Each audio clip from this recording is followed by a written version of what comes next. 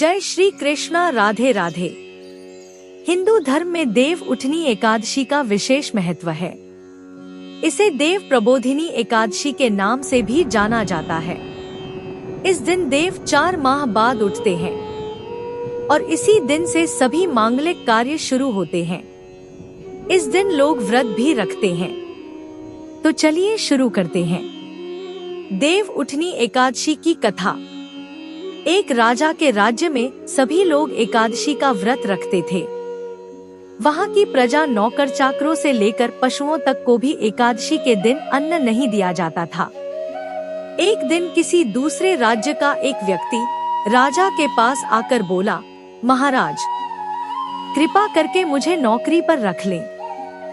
तब राजा ने उसके सामने एक शर्त रखी कि रोज तो तुम्हें खाने को सब कुछ मिलेगा, पर एकादशी को अन्न नहीं मिलेगा।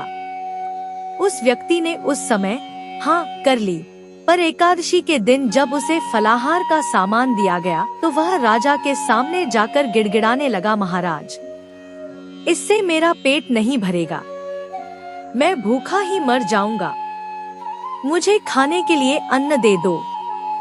राजा ने उसे शर्त की बात याद दिलाई, फिर भी वह अपनी बात पर अड़ा रहा और अन्न छोड़ने को राजी नहीं हुआ। तब राजा ने उसे आटा, दाल, चावल आदि दिए। वह नित्य की तरह नदी पर पहुंचा और स्नान कर भोजन पकाने लगा। जब भोजन बन गया तो वह भगवान को बुलाने लगा, आओ भगवान, भोजन तैयार है। उसके बुलाने पर पीताम्बर धारण किए भगवान चतुर्भुज रूप में आ पहुँचे और प्रेम से उसके साथ भोजन करने लगे। भोजनादि करके भगवान अंतर्धान हो गए तथा वह अपने काम पर चला गया। 15 दिन बाद अगली एकादशी को वह राजा से कहने लगा कि महाराज, मुझे दुगुना सामान दीजिए। उस दिन तो मैं भूखा ही रह गया। राजा ने कारण पूछा तो उसने बताया कि हमारे साथ भगवान भी खाते हैं, इसीलिए हम दोनों के लिए ये सामान पूरा नहीं होता। यह सुनकर राजा को बड़ा आश्चर्य हुआ। वह बोला, मैं नहीं मान सकता कि भगवान तुम्हारे साथ खाते हैं। मैं तो इतना व्रत रखता हूँ, पूजा करता हूँ, पर भगवान ने मुझे कभी दर्शन नहीं दिए। राजा की बात सुनकर वह बोला, महाराज, यदि विश्वास न हो तो साथ चलकर देख ले। राजा एक पेड़ के पीछे छिपकर बैठ गया। उस व्यक्ति ने हर रोज की तरह भोजन बनाया और भगवान को शाम तक पुकारता रहा, फिर भी भगवान नहीं आए।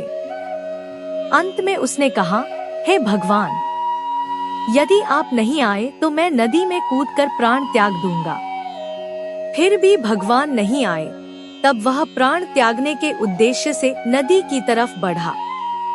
प्राण त्यागने का उसका दृढ़ इरादा जान शीघ्र ही भगवान ने प्रकट होकर उसे रोक लिया और साथ बैठकर भोजन करने लगे।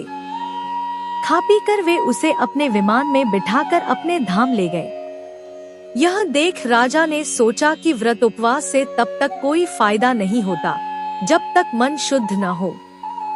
इससे राजा को ज्ञान मिला। वह भी मन से व्रत उपवास करने लगा और अंत में स्वर्ग को प्राप्त हुआ।